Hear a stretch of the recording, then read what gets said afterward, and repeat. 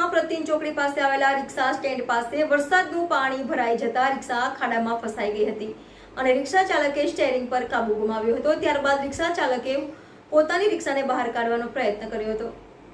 NN news Ankleshwar. દર્શક મિત્રો, તમારી આસપાસ બની રહેલી અવનવી ઘટનાઓ વિશે જાણવા માટે NN ન્યૂઝને લાઇક કરો, શેર કરો, સબસ્ક્રાઇબ કરો અને બેલ આઇકન પ્રેસ કરો, જેથી આપને નોટિફિકેશન્સ મળતી રહે।